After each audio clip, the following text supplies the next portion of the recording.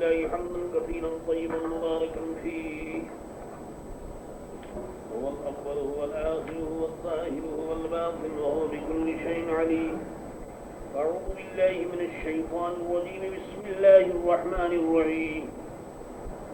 قل ادعوا الذين زعمتم من دون الله لا يملكون مثقال ذرة في السماوات ولا في الأرض وما لهم فيهما من شرك وما له منهم من ظهير.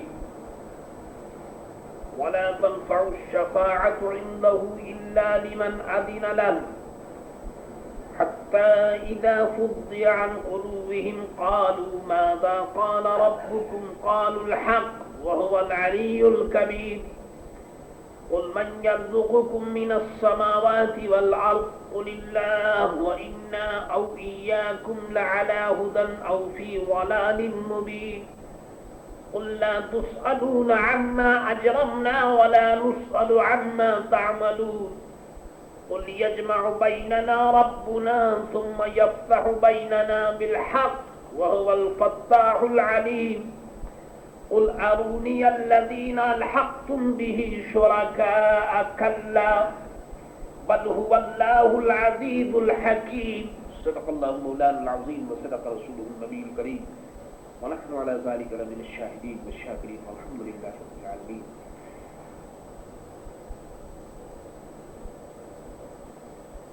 قرآن کی آیتوں میں اللہ کی توحید اور اللہ کی قدرت، انعام و اکرام کا موقع کے ساتھ بیان کیا گیا ہے.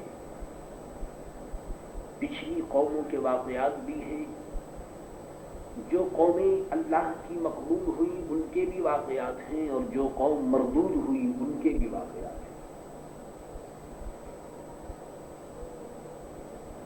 ارشاد باری ہے قل ادعوا الذین زعمتم من دون اللہ. اے بت پرستو، اے بتوں کے پوجا کرنے والوں، ایک خدا کو چھوڑ کر کے معبودان باطل کے سامنے سر کو جھکانے والوں، تم اپنی مصیبت اور ڈیفیکلٹی اور پریشانی میں تم اپنے خداؤں کو پکار کر دیکھ لو تو معلوم ہو جائے گا کہ تم جن لوگوں کو تم نے خدا بنا رکھا ہے وہ تمہاری کچھ مدد کر سکتے ہیں. تم نے ان پتھروں کو، سورج کو اور چاند کو اور پتوں کو اور پانی کو اور گوبر کو اور گندی گندی چیزوں کو تم نے خدا اور معلوم نہیں کیا کیا بنا رکھا ہے. تم ذرا مصیبت میں انہیں پکارو. زعمتم من دون اللہ، تم انہیں پکار کر دیکھو. لا یملکون مثقال ذرۃ فی السماوات ولا فی الارض. حال یہ ہے کہ یہ ذرہ برابر بھی کسی چیز کے مالک نہیں، آسمانوں میں بھی مالک نہیں ہے اور زمین میں بھی مالک نہیں. وما لهم فیہما من شرک وما له منهم من ظہیر. اور نہ ان کا ان دونوں میں کچھ حصہ اور نہ ان کا اللہ کا ان میں سے کوئی مددگار. کوئی ان کا کسی چیز میں ان کا کوئی شیئر نہیں ہے اور نہ ان کا کوئی مددگار ہے. تو پھر تم ایسی چیزوں کو تم نے خدا بنا رکھا ہے معاذ اللہ کہ جو چیزیں کچھ کر نہیں سکتی، کسی کی مدد نہیں کر سکتی، کسی کے کام آ نہیں سکتی. اس واقعے کو یاد کیجئے کہ حضرت ابراہیم علیہ السلام نے، ان کے چچا تو چلے گئے بازار میں، میلہ تھا،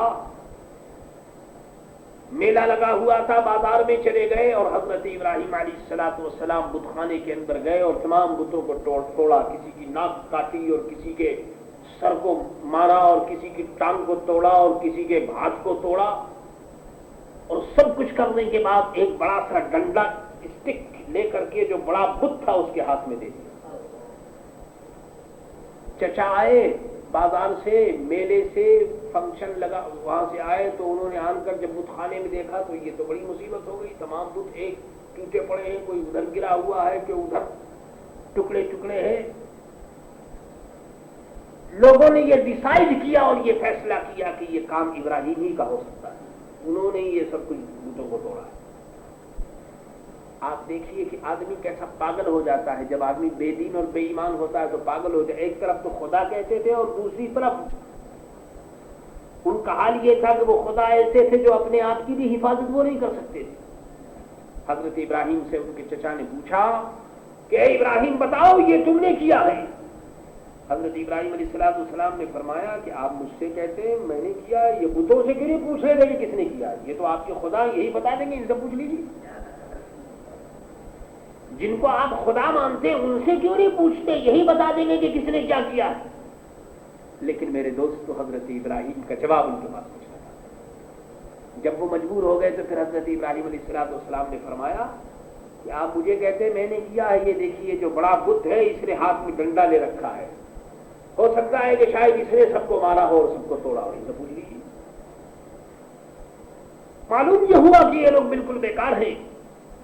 وَلَا تَنْفَعُ الشَّفَاعَةُ عِنْدَهُ إِلَّا لِمَنْ أَذِنَ لَهُ، اور اس کے پاس شفاعت کام نہیں دیتی مگر جس کے لیے وہ اجازت دے دی. یعنی اللہ کی بارگاہ میں شفاعت نہیں چلتی. کس کی؟ ان پجاریوں کی.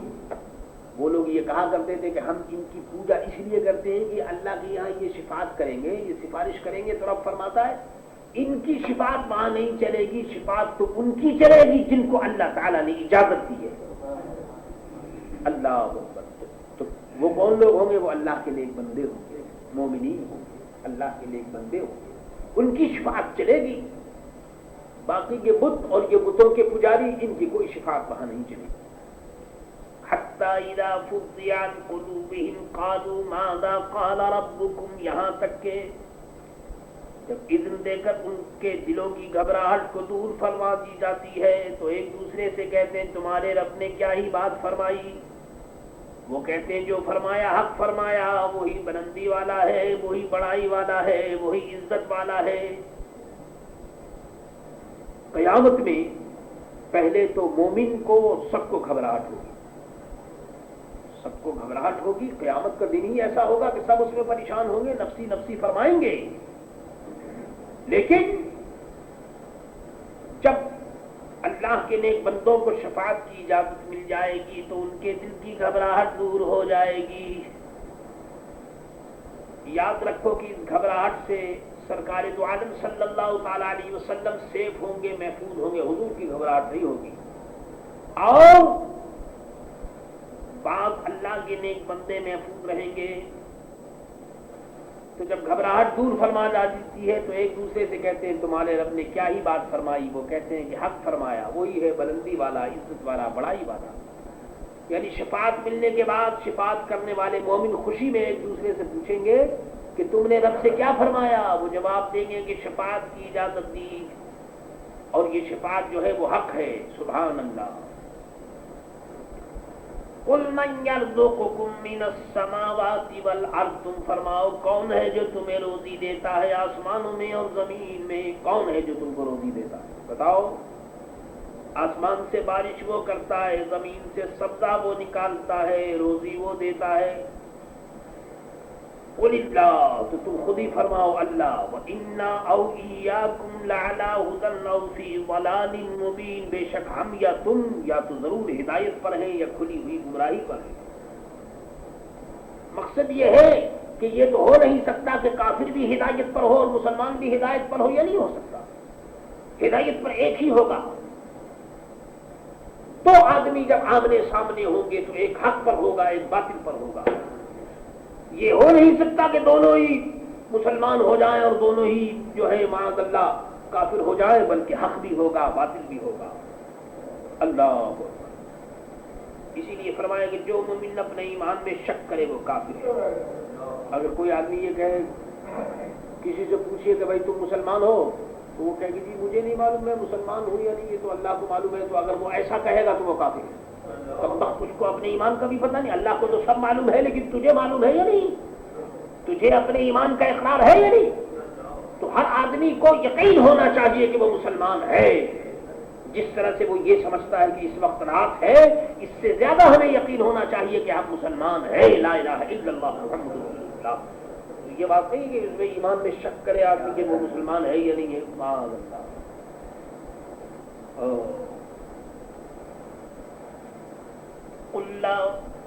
تسألون عما اجرمنا، تم فرماؤ ہم نے تمہارے گمان میں اگر کوئی جرم کیا تو اس کی تم سے پوچھ نہیں، اور نہ تمہارے اعمال کا ہم سے سوال۔ اصل میں یہ بات بتائی جا رہی ہے کہ ہم نے تو تبلیغ کر دی، اب قبول کرنا نہ کرنا یہ تمہارا اپنا قصور ہے جی۔ باقی یہ بات کہ تم جو اپنے خیال میں یہ کہتے ہو کہ بھائی ہم نے اچھا کام نہیں کیا، تو اچھا ہم نے نہیں کیا اچھا کام، لیکن تم نے کیا کیا؟ تم اپنے اعمال کو دیکھو۔ معلوم یہ ہوا کہ دوسروں کے اعمال کو چیک کرنے سے زیادہ ضروری ہے کہ آدمی اپنے اعمال کو سامنے رکھے۔ قُلْ يَجْمَعُ بَيْنَنَا رَبُّنَا ثُمَّ يَفْتَحُ بَيْنَنَا بِالْحَقِّ، تم فرماؤ ہمارا رب ہم سب کو جمع کرے گا، پھر وہ ہمارے درمیان فیصلہ کرے گا۔ اللہ، قیامت میں اب سب بندے ایک ہی جگہ جمع ہوں، مومن کافر سب ایک ہی میدان کے اندر ہوں گے، پھر اس کے بعد مومن کو کافر سے الگ کیا جائے گا۔ وَامْتَازُوا الْيَوْمَ أَيُّهَا الْمُجْرِمُونَ، آج کے دن سب کو الگ الگ کر دیا جائے گا کہ اس میں مجرم کون ہے اور مومن کون ہے۔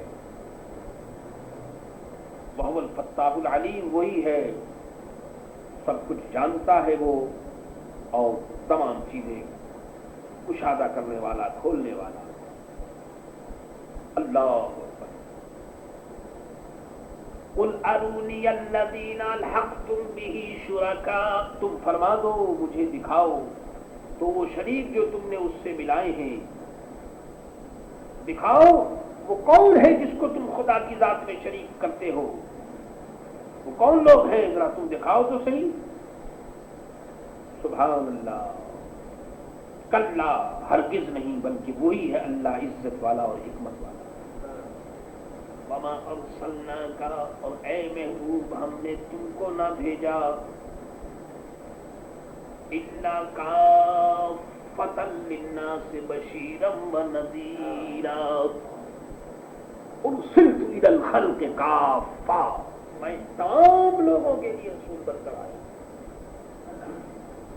میری جو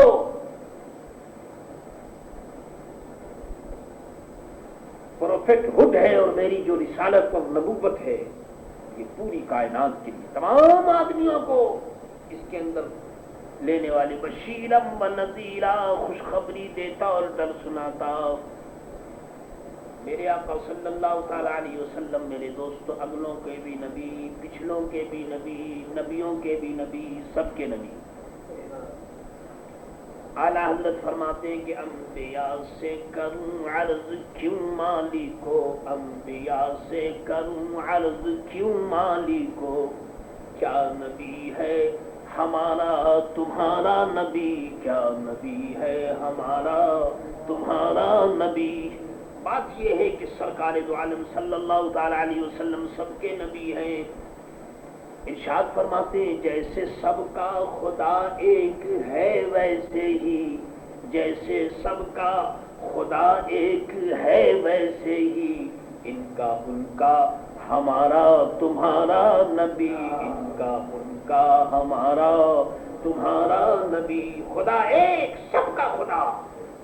اسی طرح سے حضرت محمد مصطفیٰ صلی اللہ تعالی علیہ وسلم سب کے نبی۔ وَلَكِنَّ أَكْثَرَ النَّاسِ لَا يَعْلَمُونَ، لیکن بہت سے لوگ نہیں جانتے۔ بتائیے ایسی بات کہ جس میں کوئی شبہ نہ ہو، پھر بھی بہت سے لوگ نہیں جانتے۔ معلوم یہ ہوا کہ اللہ تبارک و تعالی جس کو توفیق دے، توفیق کے بغیر میرے دوستو یہ سب کام نہیں ہوتا۔ اللہ، کیونکہ جب حضور سب کے لیے کافی ہے تو اب میرے دوستو کسی اور نبی کی ضرورت نہیں ہو سکتی۔ جیسے اللہ ایک ہے، کسی دوسرے رب کی ضرورت نہیں، اسی طرح سے ہمارے نبی سب کے لیے نبی ہے، تو اب کسی دوسرے نبی کی ضرورت نہیں۔ اگر حضور کے علاوہ کوئی اور دوسرا نبی اگر کوئی مانے یا جانے یا سمجھے تو وہ سمجھ لو وہ مرتد ہے، وہ اسلام سے خارج ہے۔ جیسے مرزا غلام احمد قادیانی اور اس کی جماعت، یہ لوگ مرتد ہیں اور اسلام سے خارج ہیں، کیونکہ سرکار دو عالم صلی اللہ تعالی علیہ وسلم خاتم النبیین ہے۔ ایک اللہ، اللہ کے علاوہ کوئی دوسرا اللہ نہیں ہو سکتا. اسی طرح سے خاتم النبیین وہ ایک نبی ہے، خاتم النبیین، حضور کے بعد کوئی نبی، ذلی بروجی کیسا ہی کوئی نبی نہیں ہو. اللہ سبحان اللہ. اسی لیے آپ نے دیکھا نہیں، قرآن اللہ نے دیا، ایسی کتاب دی کہ اس کتاب کے بعد کسی دوسرے کتاب کی ضرورت نہیں، کیونکہ حضور خاتم النبیین تو قرآن جو ہے وہ بھی خاتم الکتاب ہے، اس کے بعد کوئی دوسری کتاب کی ضرورت نہیں. آپ کا دین جو ہے وہ بھی خاتم الدین ہے، آپ کے دین کے بعد کسی دین کی ضرورت نہیں. اور آپ کی امت جو ہے یہ بھی خاتم الامت ہے، یعنی اس امت کے بعد پھر کسی امت کی ضرورت نہیں، یہی امت قیامت تک رہے گی. اسی لیے میرے دوستوں کعبہ جو دیکھ لیجیے ایک ہی کعبہ ہے، قبلہ ہے. اب اس قبلے کے بعد کسی دوسرے قبلے کی ضرورت نہیں. 5 وقت کی نماز یہی 5 وقت کی نماز ہے، اس 5 وقت نماز کے بعد پھر بھی کسی اور میں ہر چیز جو ہے وہ بالکل اخیر میں ہے، اس کے بعد کسی تیسری چیز کی ضرورت نہیں، کیونکہ حضور خاتم النبیین ہے. تو سرکار دو عالم کی جتنی چیز ہے وہ سب لاسٹ میں ہے، اس کے بعد پھر کسی چیز کی ضرورت نہیں. اگر کوئی معاذ اللہ یہ کہے کہ نبی آ سکتا ہے تو اس کا مطلب یہ ہے کہ وہ دین کو انکمپلیٹ مانتا ہے. اس کے خیال میں کوئی ابھی دین میں کچھ کام اور کرنا ہے جس کی وجہ سے کوئی دوسرا نبی آئے گا معاذ اللہ.